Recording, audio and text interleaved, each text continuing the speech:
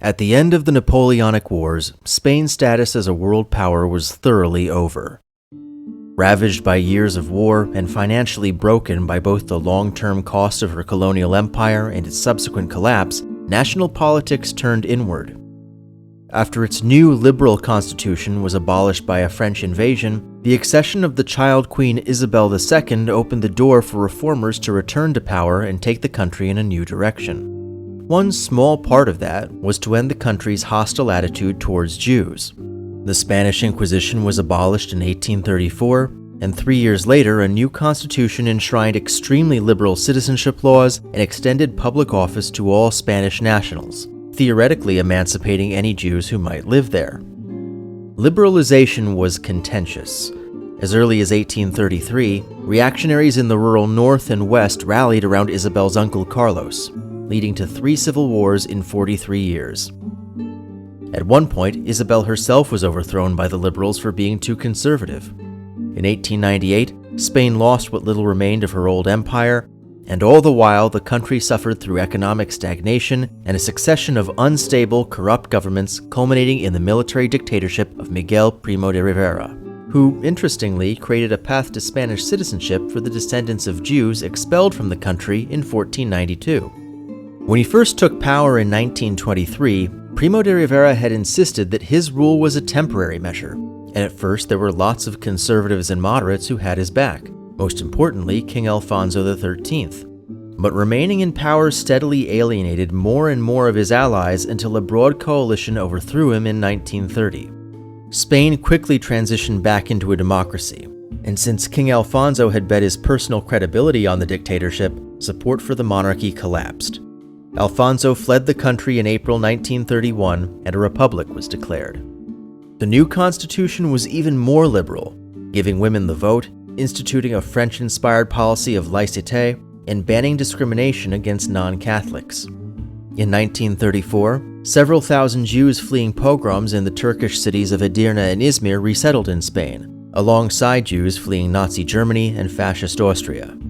So by 1936, the Spanish Republic had a total Jewish population of around 13,000, mostly living in Madrid, Barcelona, and the North African enclave of Melilla.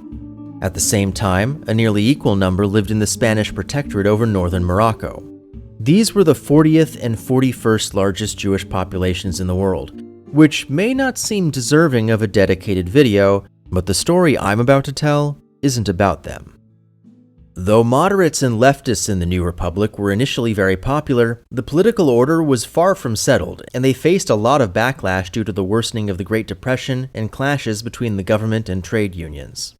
Fresh elections in 1933 resulted in a surge of support for the far-right Ceda, pressuring the cabinet to reverse many of the previous government's reforms, explicitly calling for the purging of leftists, liberals, and Jews, and strengthening ties with the fascist governments of Portugal, Germany, and Italy. Italian dictator Benito Mussolini gave direct support not only to Ceda, but to a more explicitly fascist movement known as the Spanish Phalanx of the Councils of the National Syndicalist Offensive, Phalanges for short, who initially rallied around Primo de Rivera before migrating to one of his rivals, a regional brigadier named Francisco Franco. As the country became polarized between cities and the countryside, public order weakened and violence became frequent, peaking with the 1934 Asturian Revolution, in which numerous civilians were massacred by soldiers, civil guards, Italian-backed fascist operatives, and socialist militias. In the parliamentary elections of 1936, the leftists and moderates rebounded. Ceda spread conspiracy theories of widespread voter fraud, while sympathetic military officers allied with Franco and launched a coup attempt in Madrid. The attempt failed, but they still managed to seize power in the African colonies before moving against Spain proper, and the Civil War began. Though fascism doesn't exactly lend itself to international cooperation, Franco's nationalists received direct support from Italy, Germany, and Portugal. Germany and Italy were particularly eager to demonstrate their restored military strength, as well as to test out their newest technology and tactics. The Republic received no equivalent support, and to get some idea why, we need to talk about France. The turn of the 20th century was transformational for France's political identity. There's a reason I've called the Dreyfus Affair the last battle of the long French Revolution. For the first time ever, monarchism was fully out of the mainstream. Liberalism and social democracy flourished, and just a generation after France's most transformative act of political anti-Semitism, the country had a Jewish leader. Born in 1872, Léon Blum had entered politics as a protege of Jean Jaurès, an early supporter of Dreyfus who was later assassinated by a far-right nationalist. During the struggle to implement laïcité, Blum was subject to constant anti-Semitic attacks by Catholic integralists, but decades on, he had the last laugh. In June 1936, he was sworn in as prime minister, and when the war broke out in Spain just 7 weeks later, he was committed to supporting the Democratic Front. Even in a country as politically transformed as France, support for the Republicans wasn't a sure thing. 2 years earlier, a series of scandals had rocked Paris, 2 of which involved Jewish white-collar criminals attempting to evade justice through political connections. Sensing an opportunity to discredit the left, the Jews, and the Republic, far-right groups dominated by the monarchist Action Française launched a coup attempt at the Place de la Concorde before clashing with leftists and police. They failed, and extreme rightists like Action Française couldn't hope to win seats in a national election, but even among the Republican right there were pockets of Francoist sympathy. Blum was undaunted, and while his government began formulating plans to send arms to Madrid, the Prime Minister left for a meeting in London. Blum had assumed that he could convince Britain to form a united front with France, but Prime Minister Stanley Baldwin warned him that his government wasn't interested. Without support from Britain, Blum couldn't rally support in the National Assembly. Instead, he declared neutrality, tried in vain to prevent other countries from getting involved, and resigned from the premiership in June 1937. Only 2 governments actively supported the Republic. Under President Lázaro Cárdenas, Mexico sent millions of dollars worth of weapons, supplies, and fuel to the Republicans, took in refugees, and generously supported prominent Republican exiles. But their contribution was dwarfed by that of the Soviet Union, which provided aircraft, tanks, artillery, and a small contingent of military advisors in exchange for Spanish gold reserves. This support was pretty inconsistent. Owing to his country's precarious relationship with Nazi Germany and his internal policy of socialism in one country, Soviet Supreme Leader Joseph Stalin was reluctant to lend too much support. Foreign Minister Maxim Litvinov had hoped that France and Britain would be willing to share the burden, but Blum's ill-fated effort proved otherwise. Instead, the Communist International took the lead, mobilizing volunteers from around the world to form the International Brigades. Extraordinarily for the Stalin era, these volunteers didn't have to be communists, and about a third of them weren't. Admittedly, the Spanish communists didn't hold many seats in the Congress of Deputies, but membership had surged since the most recent election, and the dominant Socialist Workers' Party gave them a lot of leeway due to their exceptional skill at organizing. This combination of acceptance in the government and autonomy from Moscow enabled the International Brigades to recruit at an extraordinary pace. Anti-fascist aggression was going mainstream in 1936, and considering the anti-Semitic policies of Nazi Germany, Jewish populations were even more enthusiastic about lending a hand and giving Hitler a bloody nose. Altogether, over 42,000 foreigners from at least 70 countries served in the International Brigades, comprising nearly half of all Republican forces at their peak. Of those 42,000, at least 8,000 are known to have been Jewish, including a third of all Americans and nearly half of all Poles. The first and last internationals to be killed in the war were Jewish. Accepting non-communists into the brigades didn't mean turning a blind eye toward the wrong kind of communists. While the IBs were fighting in Spain, the Soviet Union was in the midst of the Great Purge, with Stalin hunting down both real and perceived enemies within the party. Even non-communist volunteers for the brigades were subject to vetting by the Spanish office of the NKVD, led by Alexander Orlov. As a result, Trotskyists and Bukharinists volunteered through the breakaway Marxist Party of Workers' Unification, while anarchists, who'd been betrayed by the Soviets back during the Russian Civil War, affiliated themselves with the National Confederation of Labor, exactly the groups that Orlov was tasked with shutting down. This video will only recount the stories of a handful of Jewish volunteers. I had thousands to choose from, so sorry in advance if I didn't include your favorite. My choices came down to 3 main factors: Do they represent a unique perspective on the conflict based on their role, ideology, or country of origin? Are there lots of publicly available sources about them? And do they have decent quality photos for me to turn into portraits? Let's begin. On the 17th of August, 1936, Carlo Rosselli gathered 130 exiled Italians in Barcelona to establish the first unit of foreign volunteers. The International Brigades hadn't even formed yet, and few, if any, of Rosselli's men were communists, but nobody had more experience fighting fascism. Born to a wealthy Jewish family in Rome, Rosselli's grandparents had fought in the Italian Wars of Independence, and when Mussolini seized power in 1922, Rosselli dove headfirst into the underground resistance. This wasn't necessarily because he was Jewish. Jewish emancipation had played a key role in Italy's struggle for unification, and the country was the first in Europe to elect Jewish prime ministers. As a result of this history, anti-Semitism didn't factor into Italian fascism like it did in Germany. The National Fascist Party even had Jewish members, and only pressure from Germany brought that to an end in 1938. Even so, most Italian Jews opposed Mussolini, in their hearts if not in the streets. Rosselli wouldn't be content to keep his opposition private. After serving in the First World War, he renounced his privileged upbringing and got involved in socialism, though he was dissatisfied with the Italian socialist opposition to the existing liberal democratic institutions. In 1925, he published Liberal Socialism, outlining a philosophy that reconciled seizing the means of production with parliamentary democracy and private property, a platform not so far removed from family friend and Italian founding father Giuseppe Mazzini.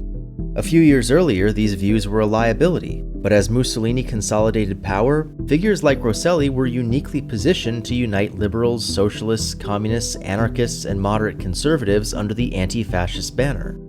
In 1926, opposition parties were banned, and Rosselli embraced his new status as an outlaw, encouraging violence against the regime and spending 2 years in prison before fleeing to France to co-found the Action Party, along with its militant wing Giustizia e Libertà. It was they who arrived in Spain first. As the International Brigades had yet to form, Rosselli's company affiliated itself with the National Confederation of Labor. Logistical support was non-existent, and the small company was woefully short of weapons, ammunition, adequate training, or even uniforms. They ended up fighting in overalls. But Rosselli put on a brave face, interpreting each adversity as either a challenge to be overcome or an opportunity to be seized. Just 12 days after arrival, the Italians stood alone against a nationalist battalion at Monte Pelado on the Aragonese front. Though outnumbered nearly 5-1 and severely undersupplied, they not only held off the nationalists, but wiped them out, killing or capturing the entire battalion.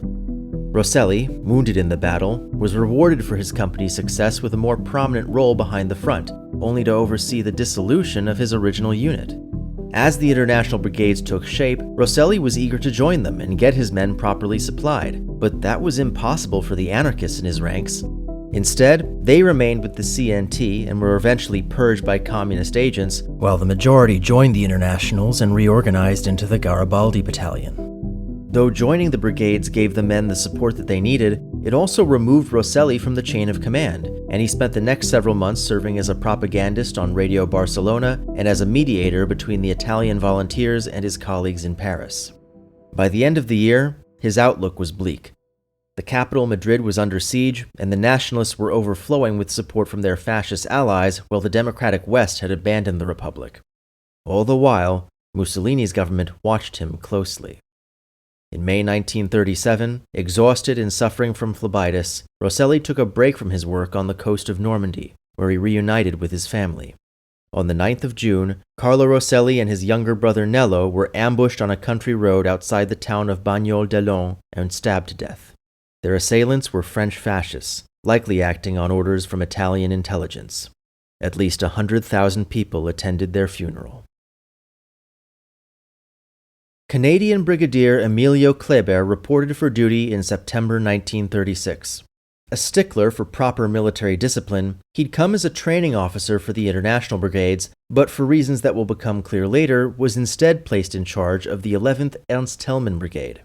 It wasn't a very convincing act, and he was the first to admit to his superiors there were a limited number of generals in Canada, and it would hardly seem possible for any of them to be on the side of the communists.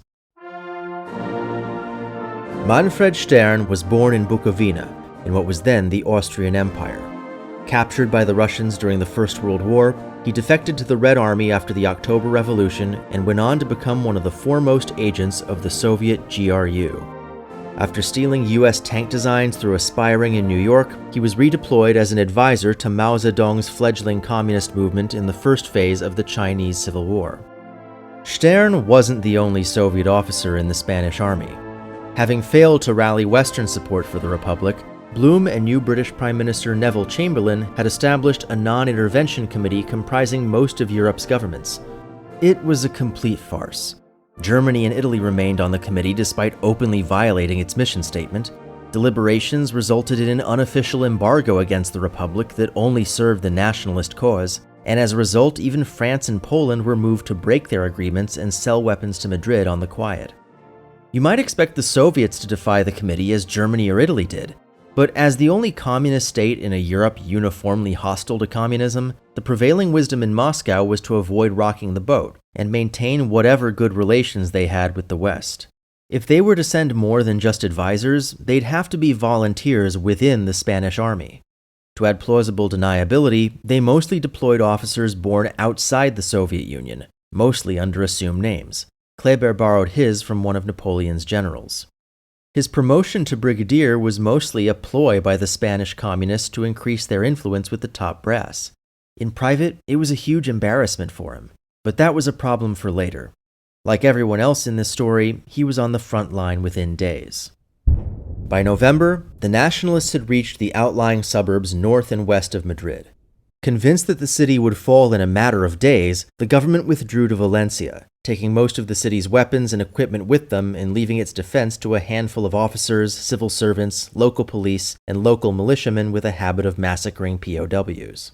Franco boasted that he would attend church in the city that same morning, but Kléber, who just barely escaped the fall of nearby Toledo, had other plans. By prioritizing the attack on culturally significant Toledo, Franco had given the Republicans much-needed time to organize reinforcements, unload fresh Soviet planes and tanks, and fortify their positions around the capital. The Telman Brigade arrived on the 8th, and the siege of Madrid began. Rather than encircling the city, Franco planned to strike eastward through the Parque del Oeste, their closest position to the city center. On the morning of the 9th, 3 columns crossed the Manzanares, with some soldiers reaching the city streets and causing a panic. But Kléber's men were watching from the north, undersupplied but with superior numbers and the high ground. Before orders could even be issued, several of his companies broke rank and charged into the park, encircling the vanguard and forcing the rest back across the river. Franco was shocked. Until now, his forces had plowed through scattered, incompetent militias.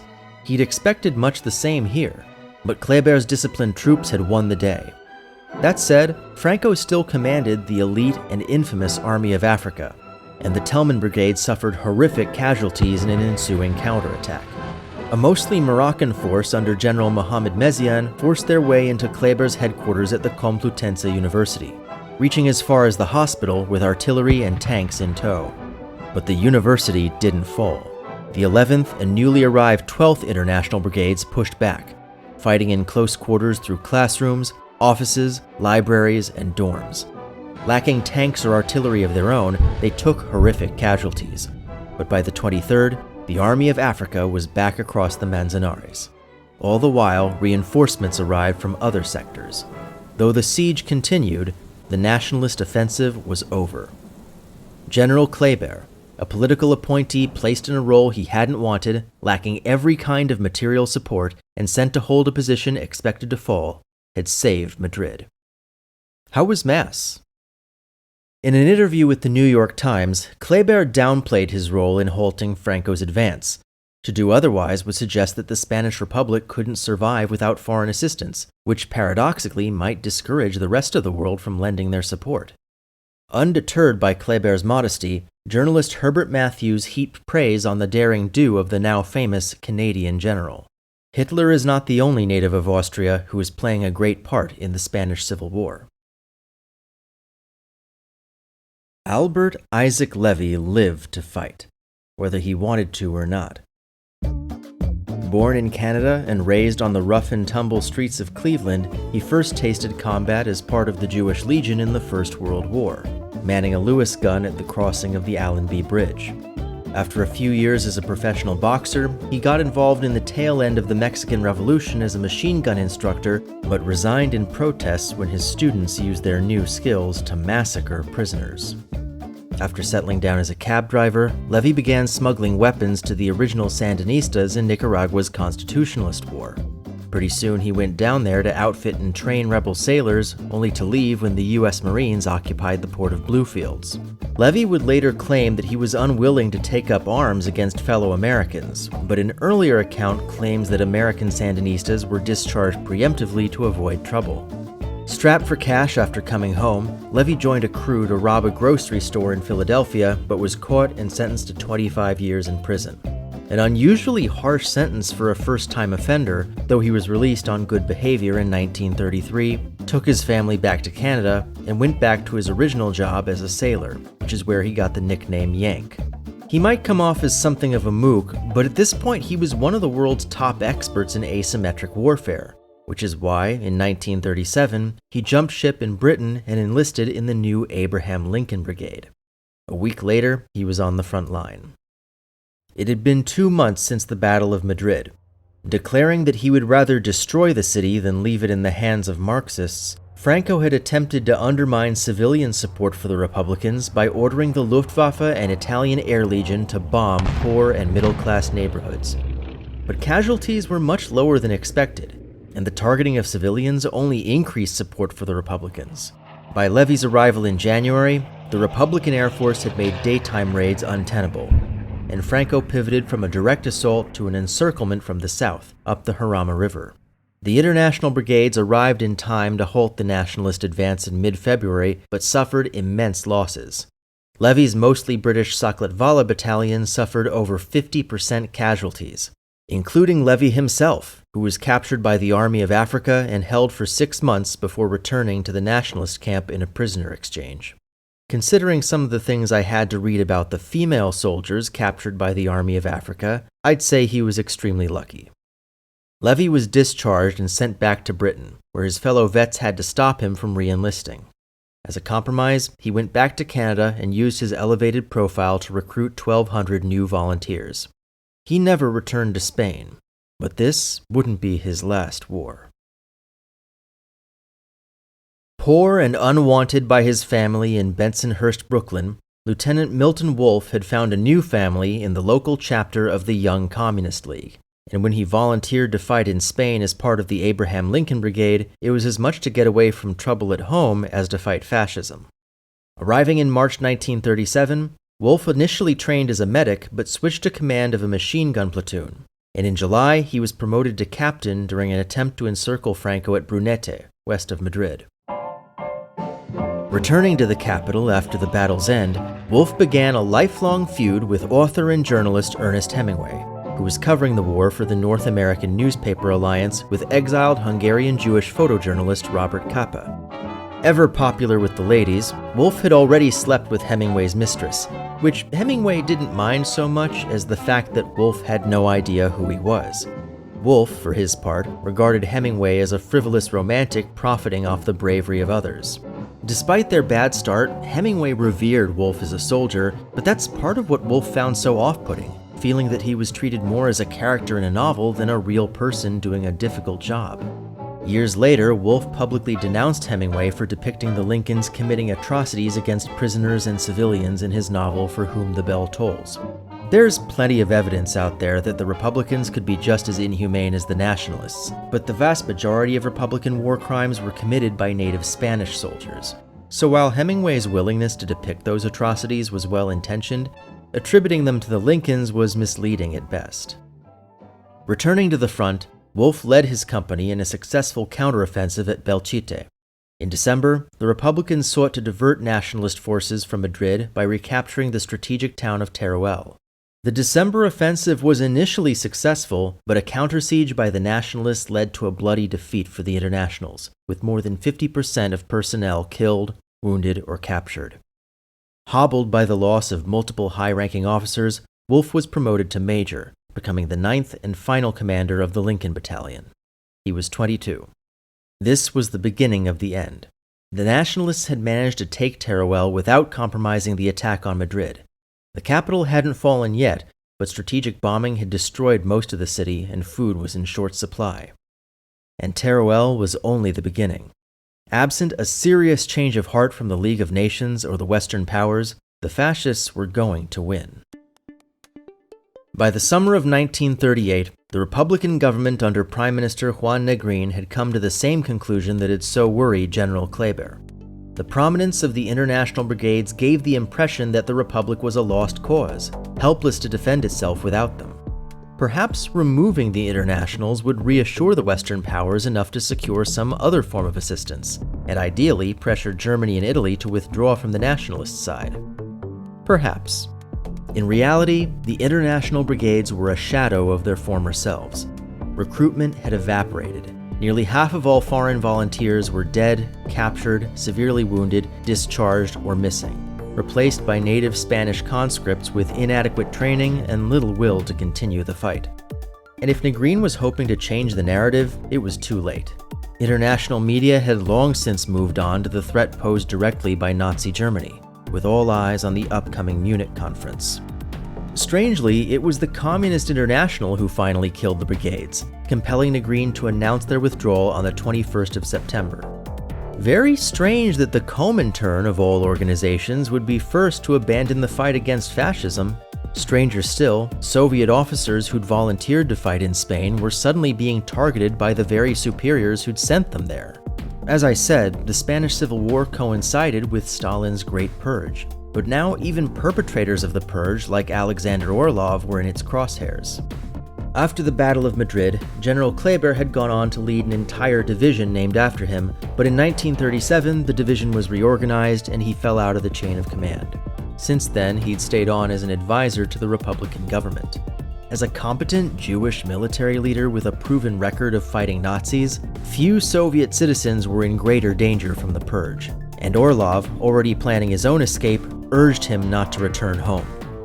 Orlov threatened to expose the GRU's operations in North America if they came after him, and spent the rest of his life in Cleveland. Kléber didn't listen.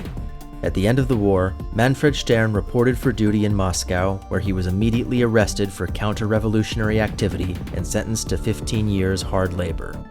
He died in a Siberian gulag in 1954, his name erased from official histories of the Spanish Civil War. Despite being a Nazi ally, Franco was also worried by Nazi aggression. If Hitler plunged Europe into war before the Republicans were defeated, a French invasion of Spain was almost certain, and Franco didn't like his odds, so he pushed harder than ever before. The Battle of the Ebro proved some of the ugliest and bloodiest fighting of the war. In early September, an all-Jewish company from Poland surrendered only to be immediately shot and killed by their fascist captors. Of only 3 soldiers who managed to escape, Haskell Honigstein finally died of his wounds on the 4th of October, the last international casualty. Rather than let the internationals read about their withdrawal in the newspapers, most brigadiers sent their men back to the front to do one last bit of good, inflicting truly painful losses on Franco's forces. Many never returned, preferring death on the battlefield. But by midnight on the 24th, anyone who was going to leave the country alive was back in Barcelona. Milton Wolff marched awkwardly in a farewell parade, humiliated by the shabbiness of his men, but nevertheless embraced by the locals. The last internationals crossed the border into France in early February 1939. 5 days later, Catalonia fell. Madrid finally fell the next month. Franco's half-day campaign to take the capital, it lasted 870 days. With their backs to the wall in Valencia, anarchists and remnant socialists overthrew Negrín in a coup, but it made little difference. The last vestiges of the Republic fell on the 1st of April. Whereas atrocities committed by Republicans generally reflected partisan infighting or the breakdown of military order, atrocities by the Nationalists were highly organized and came from the top. Everywhere they took control, a white terror was in effect. Between the war's start in 1945, up to 200,000 Republican veterans, schoolteachers, academics, artists, Freemasons, enthusiasts of Basque and Catalan culture, and immodest women were executed all over the country, usually with the blessing or even participation of local Catholic bishops. Trade unions were abolished, divorce outlawed, and all previous divorces invalidated. Franco's Army of Africa also carried out hundreds of thousands of rapes, murders, and public humiliations intended to frighten women into a traditional lifestyle, later establishing a women's protection board to enforce a strict code of fascist womanhood. Under Franco, synagogues remained closed until 1947. But despite frequent anti-Semitic rhetoric, policies specifically targeting Jews were rare and inconsistently enforced. Some Spanish diplomats in Central Europe weaponized their country's neutrality to rescue thousands of Jewish refugees from the Holocaust, with little if any pushback from Madrid.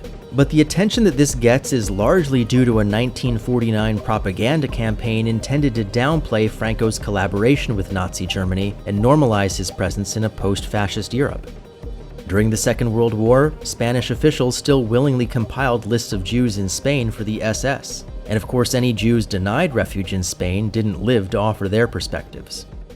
Spain remained semi-isolated until Franco's death in 1975, after which the country was reformed into the constitutional monarchy we know today. In October 1938, artist Joe Davidson sculpted several Republican fighters in bronze for an exhibit in New York. This included a sculpture of Milton Wolff, accompanied by an ominous caption from Ernest Hemingway. Pretty soon he will be coming home, as other men his age and rank came home after the peace at Appomattox Courthouse long ago. Except the peace was made at Munich now, and no good men will be at home for long. The peace lasted just 5 months. In September 1939, Germany invaded Poland, and slowly but steadily, nearly every able-bodied veteran of the International Brigades reported for duty. Yank Levy volunteered for the Canadian Army but was rejected due to a deformity in his foot, only to be recruited by his former British commander to become a guerrilla warfare instructor for the Home Guard, an experimental unit to serve as insurgents and saboteurs if Germany ever occupied Britain. The Americans invited him to do the same, leading to his instructional book Guerilla Warfare, and in 1954, Pennsylvania Governor John Fine pardoned him for his 1927 robbery conviction.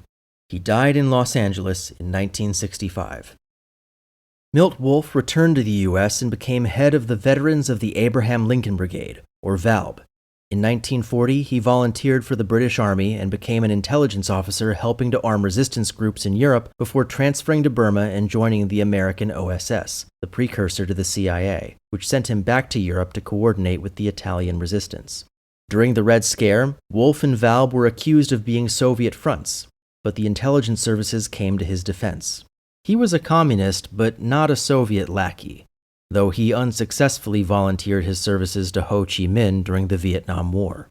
He was active in the civil rights movement, published 2 semi-autobiographical novels as counterpoints to Hemingway, and died in 2008.